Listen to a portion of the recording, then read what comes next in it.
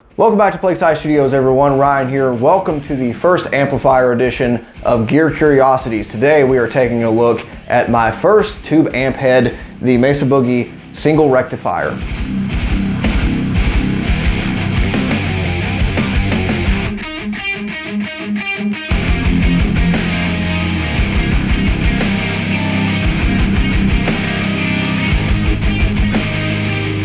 For those of you that have been consistently following the channel for more than, say, a few months, you've probably been able to tell that my amp collection is absolutely dwarfed by my pedal collection and hell, even my guitar collection at this point.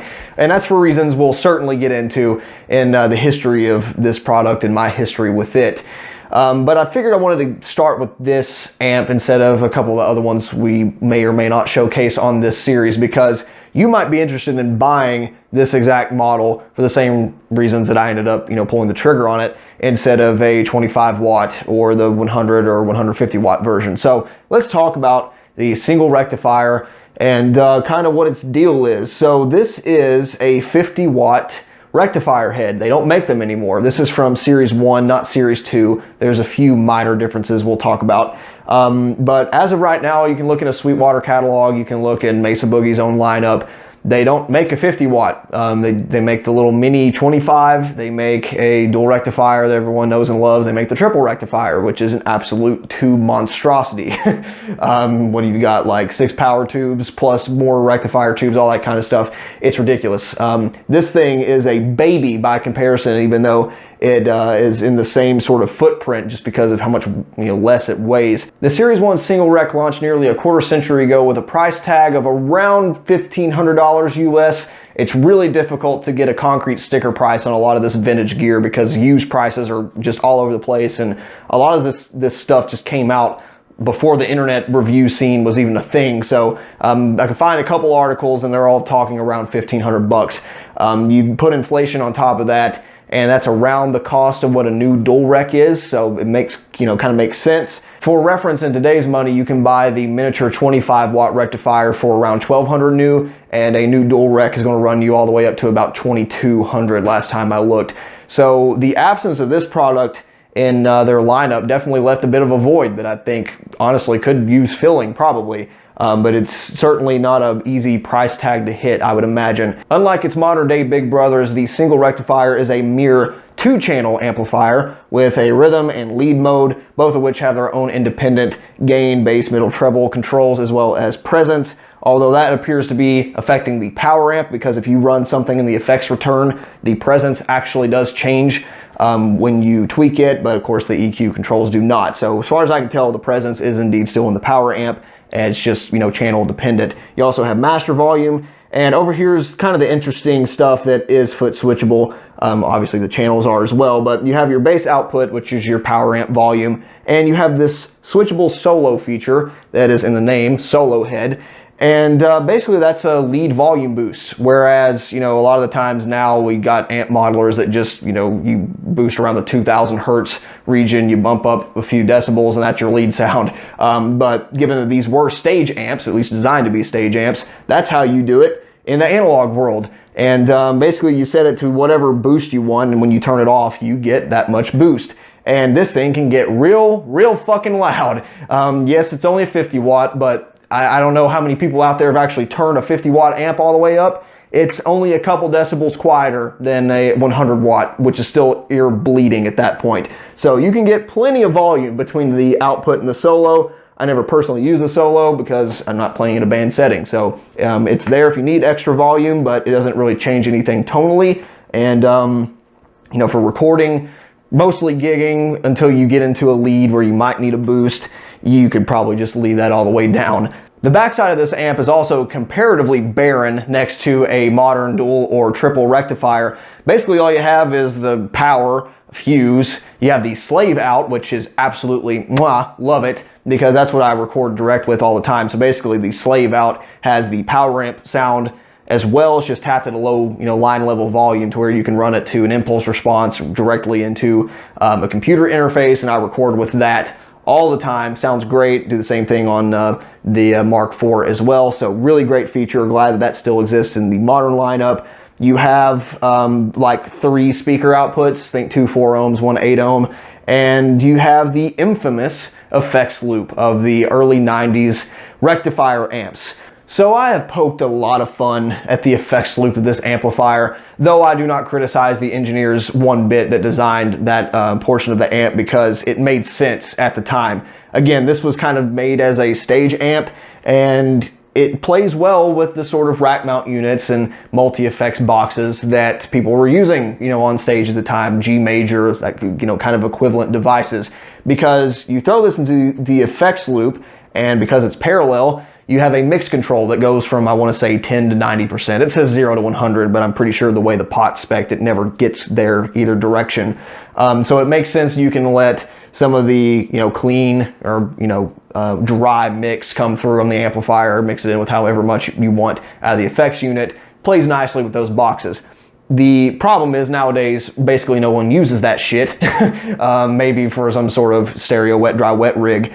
But for high gain applications, it's an absolute nightmare, because a lot of rhythm players use, say, a 10-band EQ in the effects loop to tighten up some frequencies, or especially a noise gate to, you know, defeat any feedback or anything when you're playing at such high gain and high output levels. When you do that and you put those kind of pedals in the effects loop, this happens.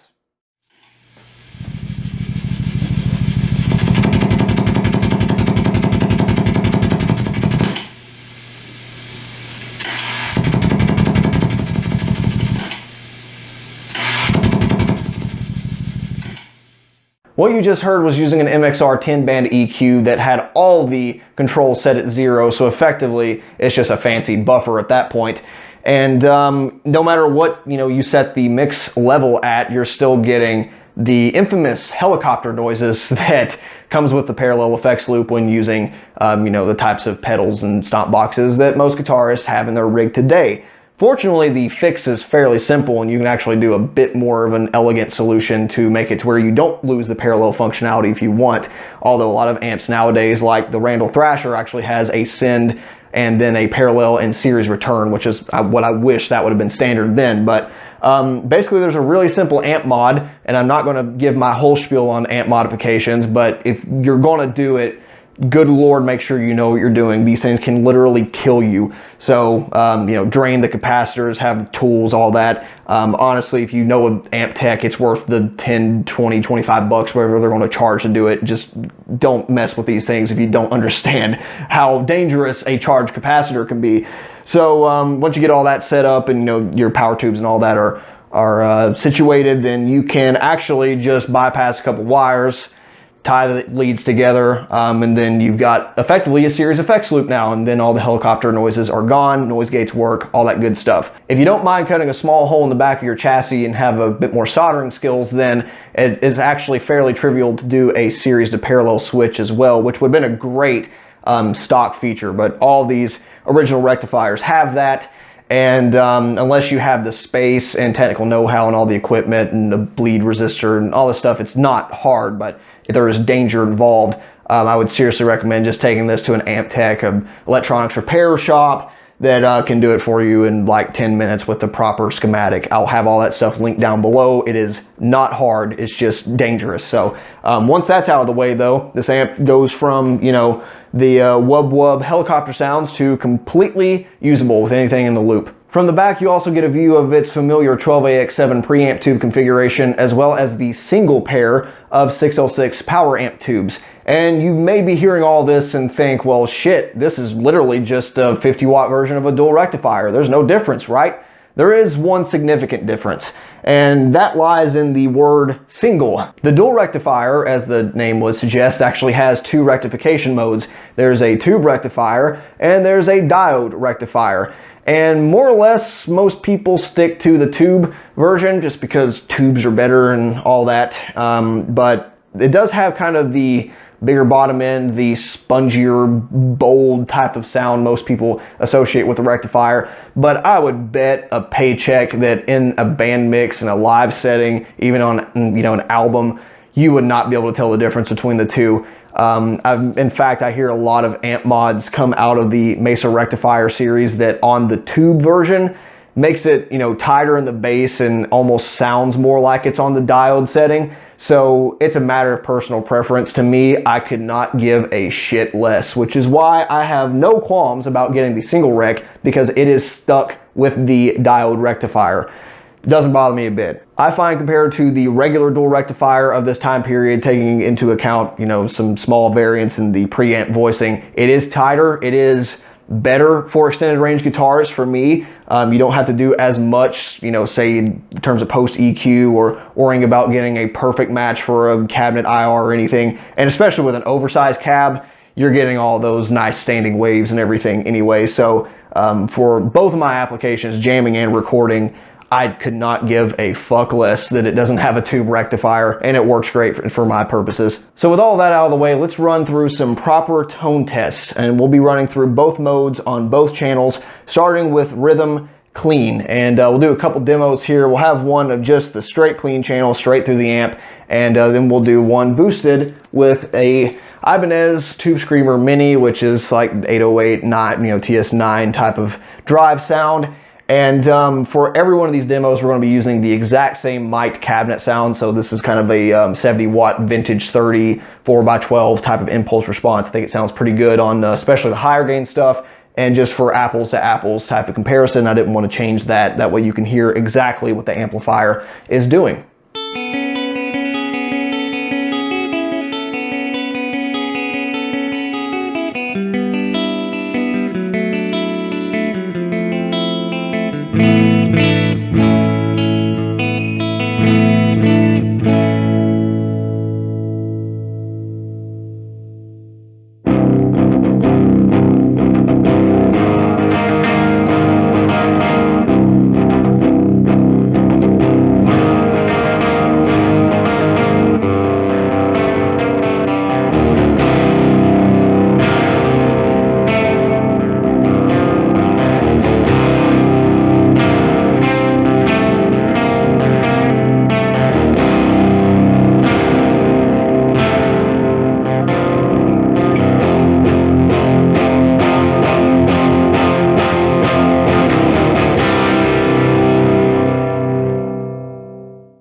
I personally find the clean mode on the rhythm channel very functional. It's not the most pristine clean I've ever heard. It's certainly not a replacement for a high quality, low wattage type of vintage clean sound that I'm going for a lot of the time, but it's pretty good. And you know, for the sort of metal core types of subgenres that use this amplifier, it really worked. And I quite like the cleans you can get out of it for that sort of sound. Without too much gain, quite a bit of mids I think I had, and not too much bass. It does mellow out a little bit. Too much treble, too much presence, it definitely gets, you know, that ice pick frequency type of sound, and it does not play all that well with single coils because of that. But for, you know, kind of a neck humbucker, works pretty well. It just doesn't have the sort of warm breakup that you're going to get out of like a Blues Deluxe or anything like that. But I wasn't particularly expecting that. My favorite rectifier clean sound actually involves the use of one of these guys, a mildly driven Tube Screamer, and especially if you're using this on the drive channel, you can kind of keep it as an always on type pedal and just, you know, tame the overdrive and tone, and you can get, you know, that kind of cool, it's almost like a layered sound. You can kind of hear a clean pick attack, but there's a little bit of dirt in the background. It's almost like a dirty reverb type thing, and really like that. So for me, that's what this amp does best in Rhythm 2, is that sort of just a little bit of push on the clean mode. But you know, it's about a tier or two above like a 5150 clean. I do not like the clean channels on 5150s. And it's no wonder that this sort of stuff just doesn't get modeled. I mean, who the hell wants a clean rectifier in their Axe effects? But maybe someone does. But that's pretty much what clean rhythm sounds like. Now let's go down to the pushed mode and see what we can get out of that.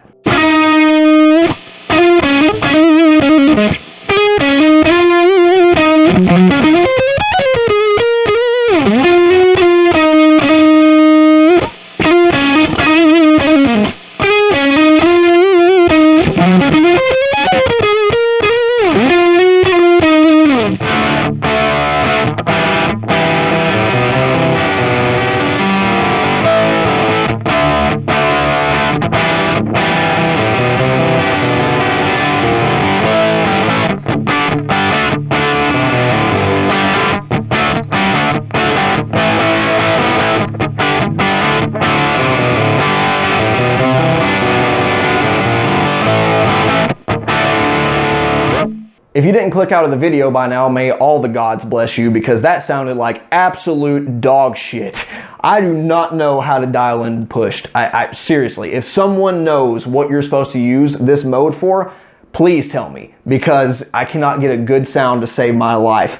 And I avoid it like the plague because of it, whether it be overdriven, whether you stick a clean boost in front of it to try to tame some of the ice pick frequencies and just give it a little bit more push. It just sounds like refried ass. I hate the sound of pushed. Probably another reason that sort of clean channel doesn't get modeled all that much. But all those negatives I was talking about with the clean, everything gets amplified. So those ice pick, just in your ear, terrible gain structure, it just gets pushed to 11 on that. It's not musical. It's not pleasant. It's not warm. It sounds fake. Like, it literally sounds fake. It does not sound like a real tube amp. It sounds like something is going through a synthesizer or something. It's bad. It's just real bad. So did not like the push mode at all. Good thing I didn't give a rat's ass about it when I bought it, because I certainly don't ever use it. And sad to say, the tone demos you heard were the best I can make it sound. Perhaps if I'd used a different chord progression or riff, then maybe I could have got a better sound out of it, but as is, it's just awful, absolutely unusable. And given this amp's age, it's probably not a bad chance that something is wrong with that part of the circuit, and that was something that I thought about like after I already recorded it. So if there's a Mesa engineer watching this video and you think that may be the case, let me know. And even if it's not, let me know what the hell is the point of push channel or the push mode on rhythm channel.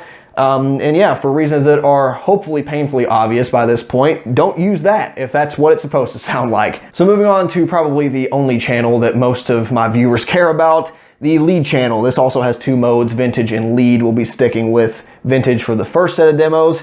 And the EQ kind of dials in interestingly. It's very faithful to the other rectifiers, but it's kind of like the treble is your headroom. It both brings in treble frequencies as well as mids when you dial it up, which actually allows you to take it a little further than you might think so, especially if you cut the presence a little bit. It does sit fairly well. And with that, it gives you more mids headroom. So if you cut the treble back here, you probably do need to have mids that high.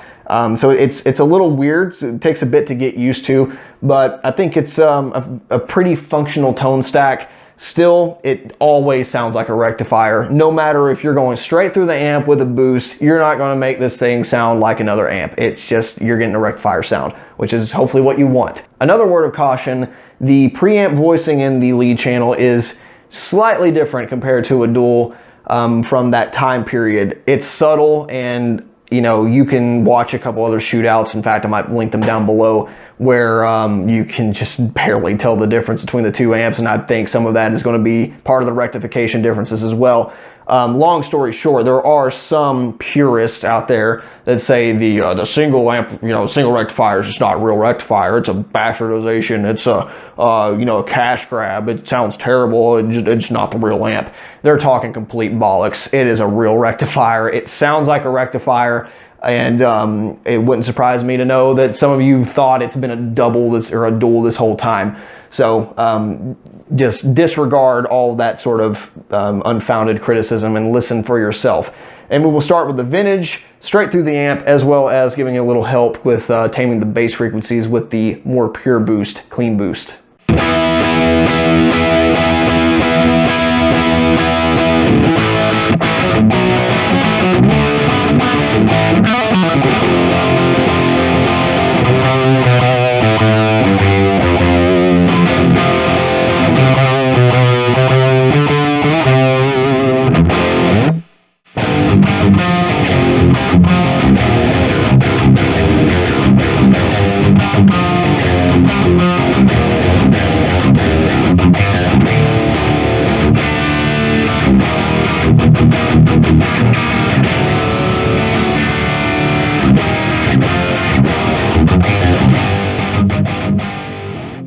As I've always said with the rectifier series, this is not your plug a guitar straight into the amp type of gear. It needs help on both vintage and lead modes. It sounds okay, kind of that fat, saturated sound for leads, if that's all you use it for, you go straight through, it might work, you know.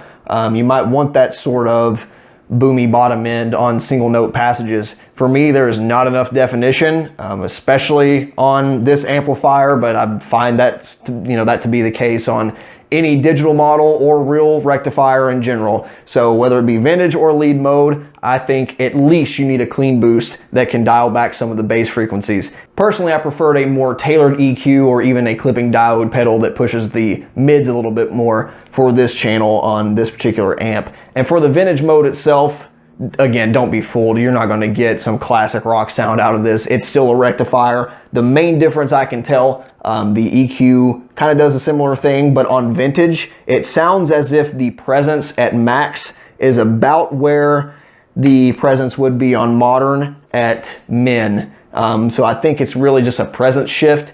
And if that's the case, it's kind of weak sauce, but it's not a big deal because the switches as you see them is basically how I use this amp all the time. In modern mode on the lead channel and in clean mode on the rhythm channel. So with that, let's listen to the star of the show, no doubt. The lead channel on modern will be using, once again, our faithful tube screamer as well as a Mike Fortin grind pedal for extended range stuff.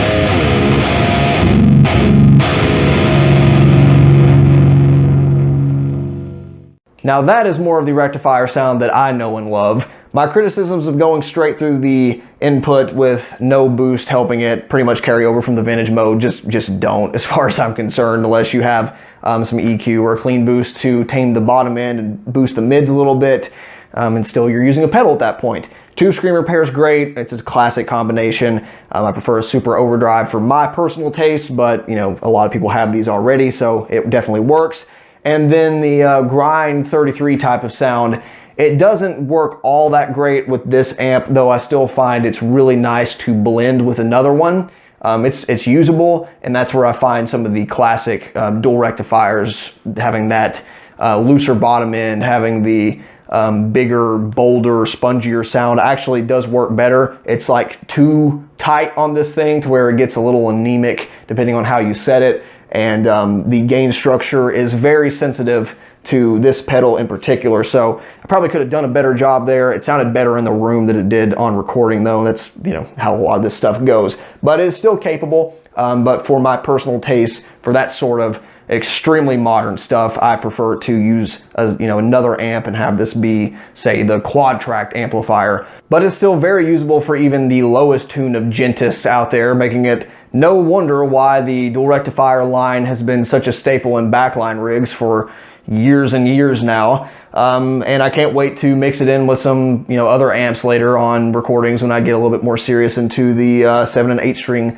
stuff later on. So for my personal analysis, recommendations, conclusions, all that, this is a pretty damn good buy, especially for me. I paid about $650 for this thing, and it actually all happened because I had purchased this cabinet first. And at that point, I was completely out of the real amp game. I was all into modeling and digital stuff. It fit my purpose. It fit what I was doing at the time. You know, I was bouncing back and forth between dorm living and apartments, and you know, just after graduating college, I finally had a bit more free time and space to put this kind of stuff.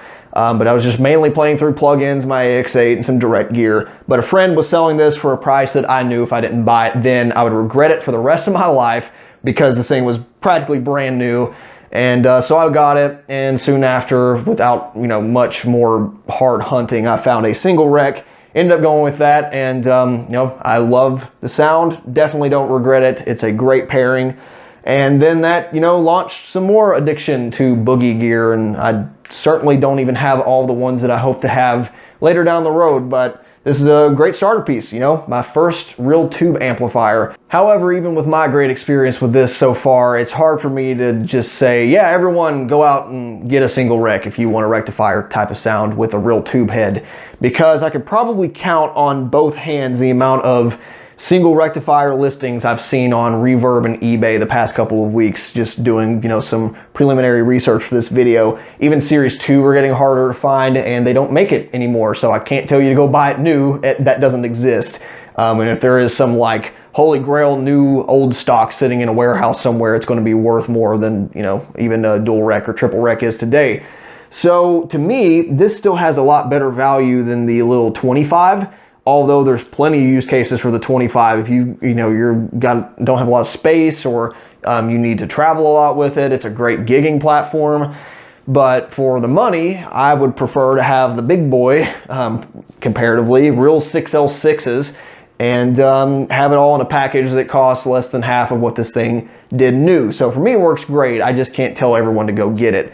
Much better value. It's a smart, lightweight version of a dual rectifier though, and it's from the kind of the series, kind of that era that I prefer. I like modern duals and triples, but I prefer the sounds of the old 110-to-1. To quickly summarize my criticisms and cautionary warnings once more, this is a platform amp. This is something that you're not just gonna be able to plug straight into. This isn't a Mark series amp. This isn't a freaking, you know, classic Plexi. You're going to need to help it out. It does need the effects loop mod for most people nowadays, I would say, if you're going to use it the way I do. It does need some sort of boost up front. But when you do that, it is a great platform, and it will always be there for that consistent, lovely rectifier sound. I would have preferred to have some of this stuff foot switchable, like the clean and push mode, although I would never use it. If it sounded better, I would.